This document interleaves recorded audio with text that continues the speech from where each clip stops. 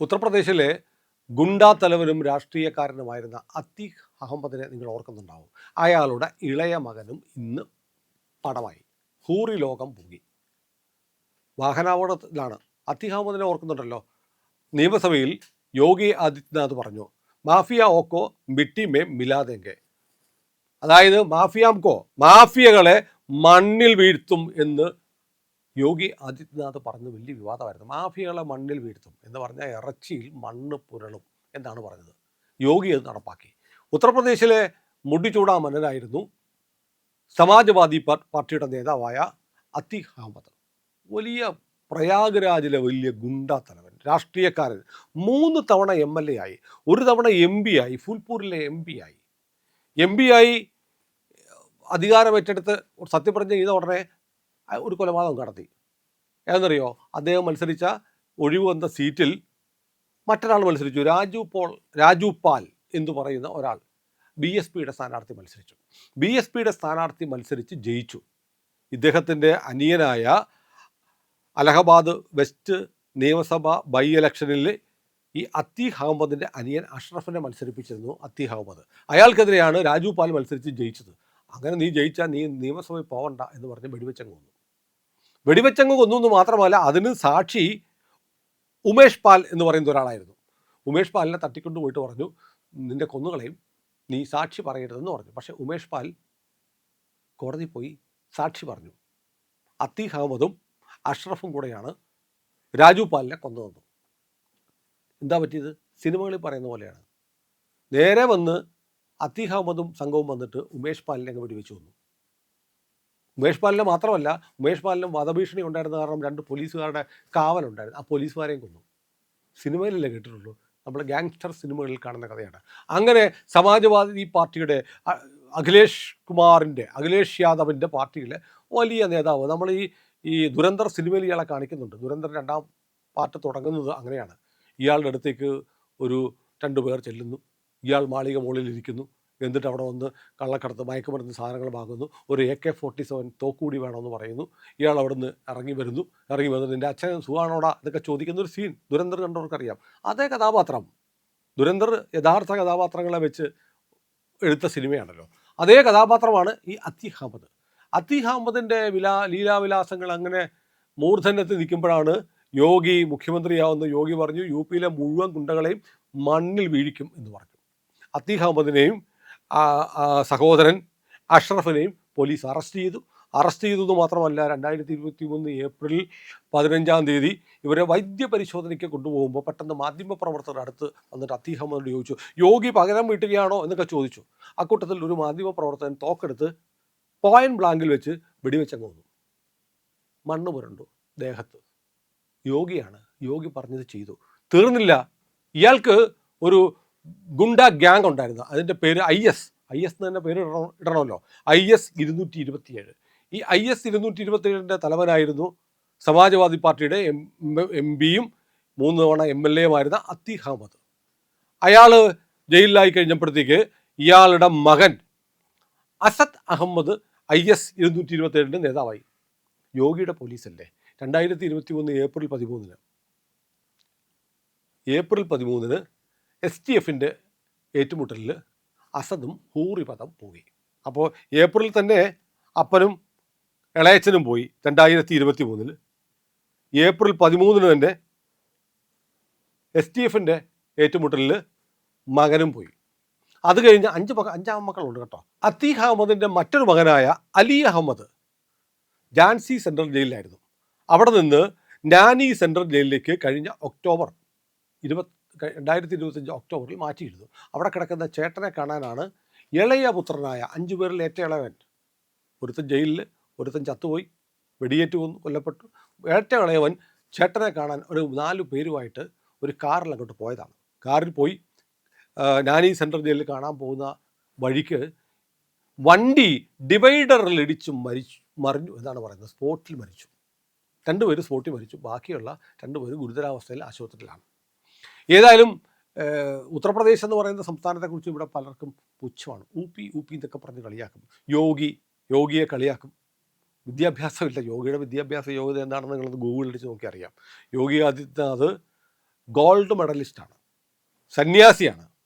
സന്യാസിയായ ഒരാൾ, കാഷായ വസ്ത്രം ധരിക്കുന്ന ഒരാൾ ഇന്ത്യയുടെ ഒരു സംസ്ഥാനത്തെ, ഏറ്റവും വലിയ സംസ്ഥാനത്തെ മുഖ്യമന്ത്രിയായിരിക്കുന്നു, ഒരുപക്ഷെ ഭാവി ഇന്ത്യൻ പ്രധാനമന്ത്രി ആയേക്കും എന്ന് കരുതുന്നതിലുള്ള അസഹിഷ്ണുത കൊണ്ടാണ് യോഗിയെ ചീത്ത പറയുന്നത്. പക്ഷേ യോഗി ഉത്തർപ്രദേശിനെ വൃത്തിയാക്കിക്കൊണ്ടിരിക്കുക. ഉത്തർപ്രദേശ് ഏറ്റവും കൂടുതൽ കാലം ഭരിച്ച 11 വർഷമായിട്ടായി യോഗി ഇപ്പോൾ ഭരിക്കുന്നത്, തുടർച്ചയായി ഭരിച്ചുകൊണ്ടിരിക്കുന്നത്. യു പിയിൽ അങ്ങനെയാണ്, ഒരു സർക്കാരും ദീർഘകാലം നിലനിൽക്കില്ല. ഉത്തർപ്രദേശിൻ്റെ ചരിത്രത്തിലെ ഏറ്റവും ദീർഘകാലം ഭരിക്കുന്ന മുഖ്യമന്ത്രിയായ യോഗി ആദിത്യനാഥ് തൻ്റെ നയം വ്യക്തമാക്കിയിരുന്നു. ആദ്യം ക്ലീൻ ആക്കേണ്ടത് യു പിയിലെ ക്രിമിനൽ സംഘങ്ങളെയാണ്.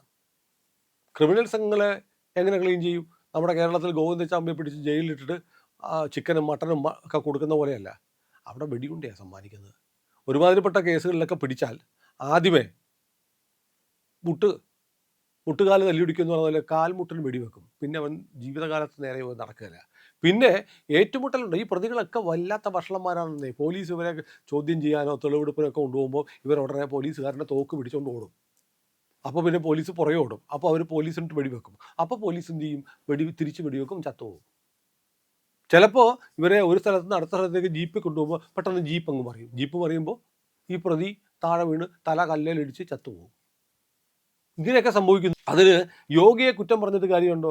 യോഗി അസംബ്ലി പറഞ്ഞിട്ടുണ്ട്, മാഫിയാങ്കോ മിട്ടിമേയും മിലാദാങ്കെ എന്ന് പറഞ്ഞിട്ടുണ്ട്. മാഫിയകളെ മണ്ണിൽ വീഴിക്കുമെന്ന് പറഞ്ഞിട്ടുണ്ട് എന്ന് പറഞ്ഞ് എല്ലാം സംഭവിക്കും. വണ്ടി പറഞ്ഞാൽ യോഗിയെ കുറ്റം പറയാൻ പറ്റുമോ?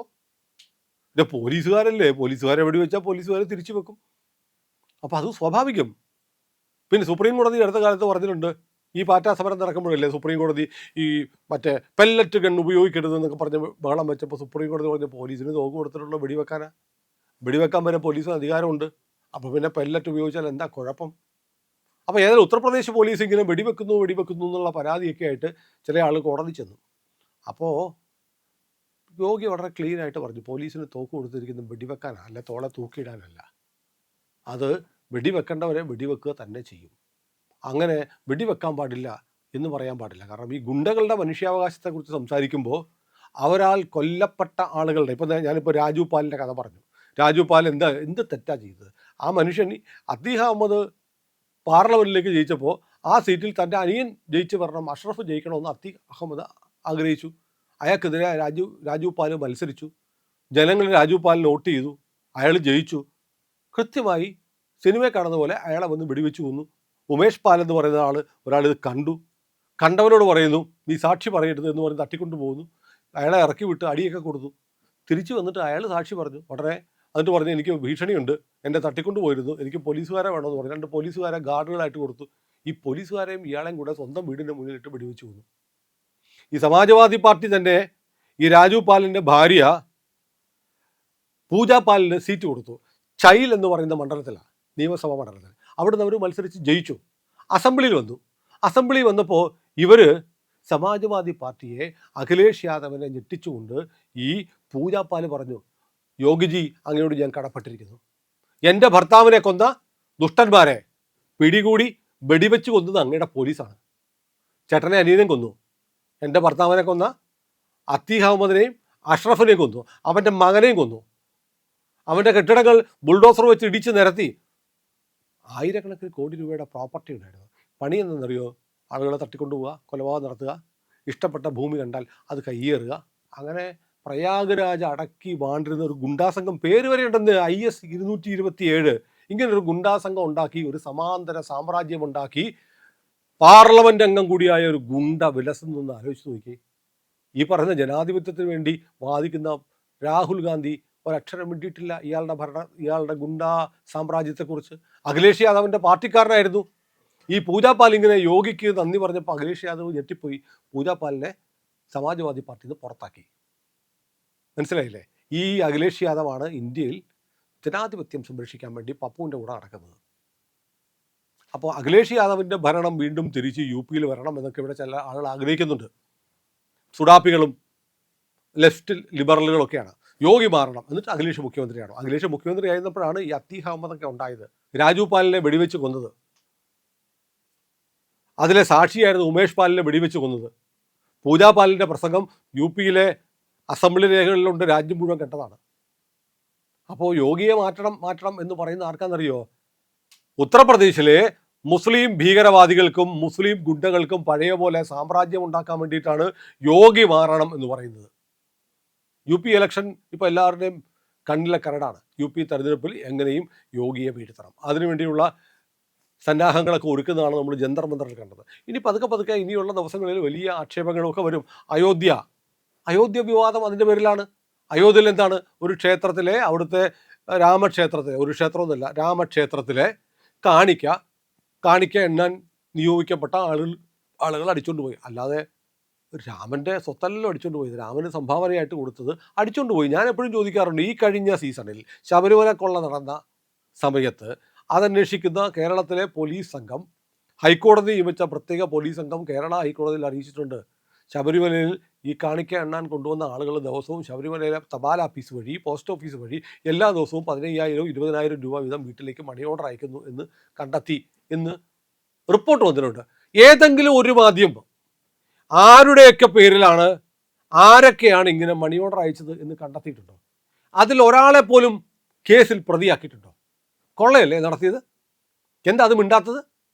അപ്പോൾ ക്ഷേത്രത്തിലെ കാണിക്ക എണ്ണുമ്പോൾ അതിൽ കുറച്ച് പൈസ അടിച്ചുകൊണ്ട് പോകുന്നത് എല്ലായിടത്തും നടക്കുന്നുണ്ട്. അയോധ്യയിലും നടന്നു. നടക്കാൻ പാടില്ലാത്തതാണ്. ന്യായീകരിക്കുകയല്ല, എല്ലായിടത്തും ഉള്ളത് കൊണ്ട് അയോധ്യയിൽ നടന്നത് ശരിയാണെന്നല്ല ഞാൻ പറയുന്നത്. പക്ഷേ അയോധ്യയിൽ നടന്നതിനെ പർവ്വതീകരിക്കുന്നു. ശബരിമലയിലെ ജീവനക്കാർ ദിവസേന 15,000 20,000 രൂപയൊക്കെ മണി ഓർഡർ ആയിട്ട് അയച്ചു എന്ന് കേരള ഹൈക്കോടതിയിൽ പ്രത്യേക അന്വേഷണ സംഘം ഹൈക്കോടതിക്ക് റിപ്പോർട്ട് കൊടുത്തിട്ട് പോലും അവരുടെ പേരൊന്നും പുറത്തു വന്നിട്ടില്ല. അവരെ ആരെയും ചോദ്യം ചെയ്തിട്ടില്ല. അവർക്ക് ആരുടെയും പേരിൽ കേസുമില്ല. എന്നിട്ട് മലയാളി ഇരുന്നിട്ട് പറയുക, കണ്ടില്ലേ രാമൻ്റെ അടിച്ചോണ്ട് പോയി. സിമ്പിളാണെന്നേ കാര്യം, സിമ്പിളാണ്. UP ഇലക്ഷൻ വരുന്നു. UP ഇലക്ഷനിൽ എങ്ങനെയെങ്കിലും യോഗി ഇറക്കണം. യോഗി ഇറക്കിയാലേ അഖിലേഷ് യാദവിന് ഭരിക്കാൻ പറ്റുള്ളൂ. അഖിലേഷ് യാദവ് ഭരിച്ചാലേ അത്തീഖ് അഹമ്മദിൻ്റെ മകൻ ജയിലിൽ കിടക്കുന്ന അലി അഹമ്മദ് ഉൾപ്പെടെയുള്ള ആളുകൾക്ക് പുറത്തിറങ്ങി തിരിച്ചു വന്ന് IS 227 പോലെയുള്ള ഗുണ്ടാ സംഘങ്ങൾ വീണ്ടും സജീവമാക്കി ഉത്തർപ്രദേശിലെ ജനങ്ങളെ കൊള്ളയടിക്കാനും ഭീഷണിപ്പെടുത്താനും ഇസ്ലാമിക രാജ്യം ഉണ്ടാക്കാനുള്ള ശ്രമം നടത്താനും പറ്റും. ഇതാണ് സിമ്പിൾ ലോജിക്ക്. ഏതായാലും യോഗിയോട് മുട്ടാൻ നിന്നാൽ യോഗി അധികാരത്തിലിരിക്കുന്ന കാലത്തോളം മണ്ണ് തിന്നണ്ടി വരും.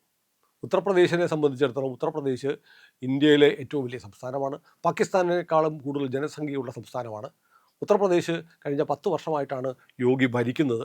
അതിനു മുമ്പ് ഉണ്ടായിരുന്ന ഉത്തർപ്രദേശ് കഴിഞ്ഞ 65 വർഷക്കാലത്തെ ഉത്തർപ്രദേശിൻ്റെ അവികസിതമായ പ്രാരാബ്ദങ്ങളുടെ ചുമട് മുഴുവൻ യോഗിയുടെ തലയിൽ വെക്കണ്ട. അദ്ദേഹം കഴിഞ്ഞ 10 വർഷം കൊണ്ട് പതുക്കെ ക്ലീനാക്കി വരുന്നേ ഉള്ളൂ. 65 വർഷം ഭരിച്ചവന്മാരുണ്ടാക്കിയ കുഴപ്പങ്ങൾ മുഴുവൻ 10 വർഷം കൊണ്ട് പരിഹരിക്കാൻ കഴിയില്ല.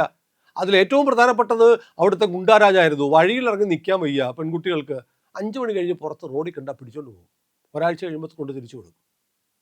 ഇതായിരുന്നു ഉത്തർപ്രദേശ്. ഇതായിരുന്നു ഒരു കാലത്ത് ഗുജറാത്തും. അതൊക്കെ അങ്ങ് മാറി. ആദ്യം ജനങ്ങൾക്ക് സമാധാനത്തോടെ ജീവഭയമില്ലാതെ ജീവിക്കാൻ കഴിയുന്ന അന്തരീക്ഷം ഉണ്ടാക്കുക. അത് യോഗി നല്ല വൃത്തിയായിട്ട് ചെയ്യുന്നുണ്ട്. അതാണ് അത്തീഖ് അഹമ്മദിൻ്റെ അടുത്ത മകനും ചത്തു എന്നുള്ള വാർത്ത.